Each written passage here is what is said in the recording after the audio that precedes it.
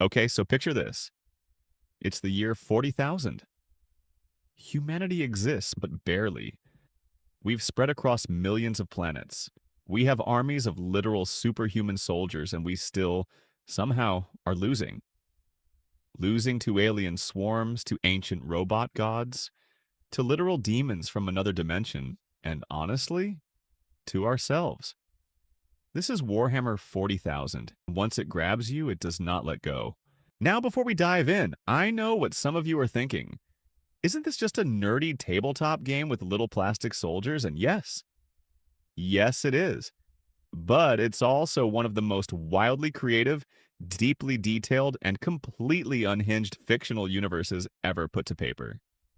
We're talking thousands of novels, dozens of video games, and a fan base so passionate they will spend 40 hours painting a single miniature, and they will not apologize for it.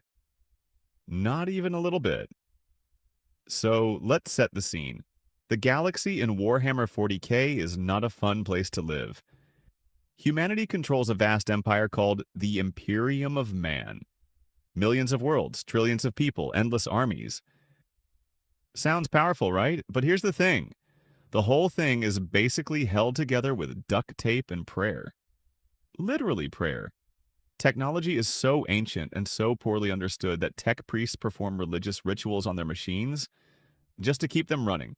Nobody fully understands how anything works anymore. They just know that if you stop chanting at the engine, it might explode. And ruling over all of this, if you can call it ruling, is the Emperor of Mankind. This guy was once an almost immortal psychic superhuman who walked the earth in ancient times, secretly guiding humanity from the shadows for thousands of years. He united the whole species, launched a massive campaign to reclaim the galaxy, and was genuinely, terrifyingly powerful. And now? Now he sits rotting on a giant golden chair called the Golden Throne, kept barely alive by sacrificing 1,000 human souls to him every single day. He can't speak. He can't move. He might not even be fully conscious, and yet billions of people worship him like a god and die for him without question. Cheerful stuff. Now let's talk about the good guys, and I use that term very loosely. The Imperium's elite warriors are the Space Marines. These are not normal soldiers. These are genetically modified killing machines who have been surgically rebuilt from the ground up. Extra organs, reinforced bones, armor that weighs as much as a car, weapons that can punch through tank plating. They are 8 feet tall, essentially fearless, and trained since childhood to do one thing, and fight. There are roughly 1,000 different chapters of Space Marines, each with their own culture, their own history, their own color scheme, and their own very specific way of absolutely destroying everything in front of them. But here's the thing that makes Warhammer so special. The Space Marines are not even close to the biggest threat in the room. Humanity is surrounded. And I mean surrounded. On one side, you've got the orcs, big, green, incredibly violent alien warriors who are technically a fungus, which is already a lot to process.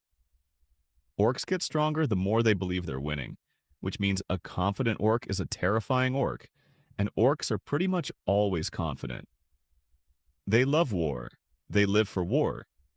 War is basically their entire personality, and honestly, you almost respect it.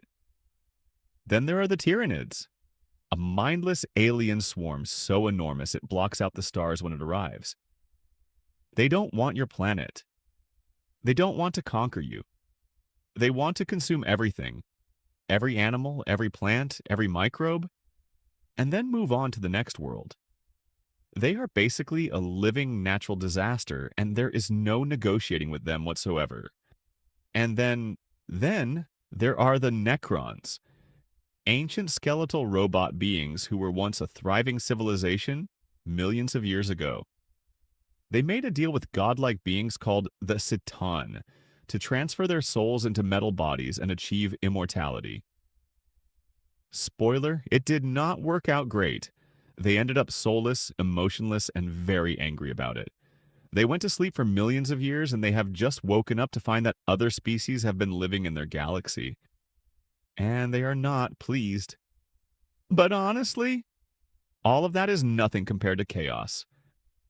Chaos is not just an enemy, it's a force, a corruption. It lives in a parallel dimension called the warp. Imagine a universe built entirely out of human emotion, nightmares, and raw psychic energy all mashed together.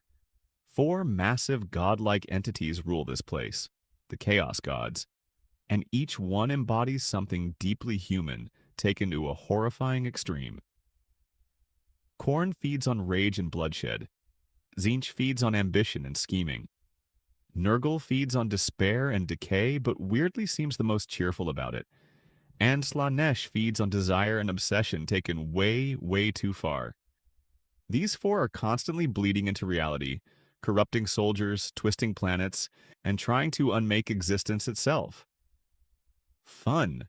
And the worst part? 10,000 years ago, Chaos almost won. A demigod warrior named Horus, the Emperor's most beloved and trusted son, was corrupted and turned half the Space Marine legions against the Imperium. It was called the Horus Heresy, and it was essentially a galaxy-wide civil war that left trillions dead. It ended with the Emperor and Horus fighting one-on-one, the Emperor winning but being shattered beyond recovery, and humanity spending the next 10 millennia slowly getting worse and calling it holding the line. So why do people love this?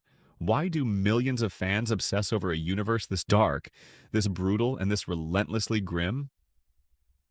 I think it's because it's honest about something we don't usually let fiction admit. Sometimes there are no clean answers. Sometimes the good guys do awful things just to keep the lights on.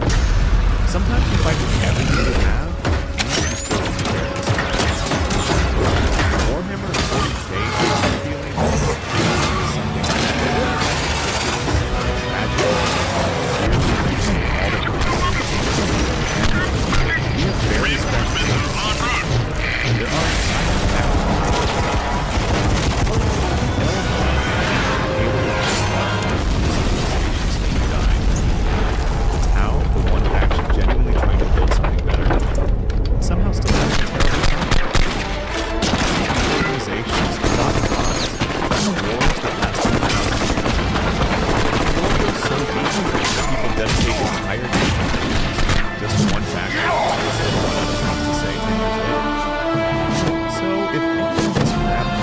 The Indomitus Crusade meets with triumph after triumph. Greatest rabbit holes in all of fiction. Drop a comment and tell me which part Victory. of the universe you want to explore That is next. what the preachers We are cry from the absolutely spires of their going deep. temples. And if you enjoyed this video, subscribe. What commanders because tell this the is just the soldiers beginning. in their See you in the next service? one.